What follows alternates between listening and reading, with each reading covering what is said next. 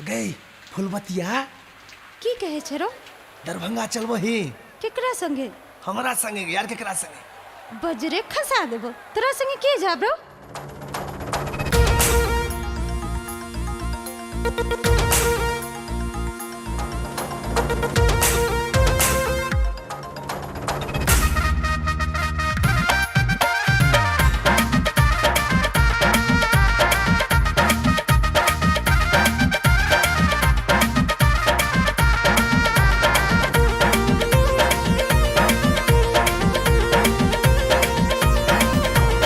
दरभंगा के लहंगा लाले मधुबनी के कंगना, दरभंगा के लहंगा लाले मधुबनी के कंगना, राखले हमरा दिल में के करकी बना के अपन सजना, राखले हमरा दिल में के करकी बना के अपन सजना।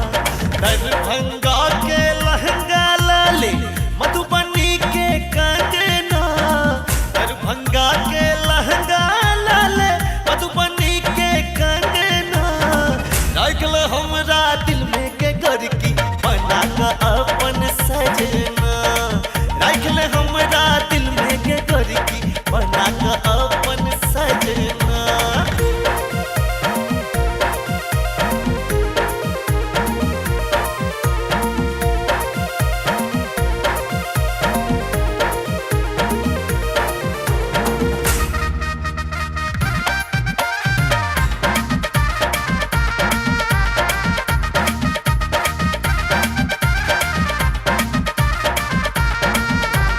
दिन रात तोरा सपना में देखी हेतै तोरा बिन गुजारा ने, आई तोरे प्रीतक आशा के सजनी आरो कियो छै सहारा ने। उड़तै हमर मनोरथ कहिया, उड़तै हमर मनोरथ कहिया, एबे कहिया अंगना, राखल हमरा दिल में के करकी बना के अपन सजना, राखल हमरा दिल में के करकी बना के अपन सजना।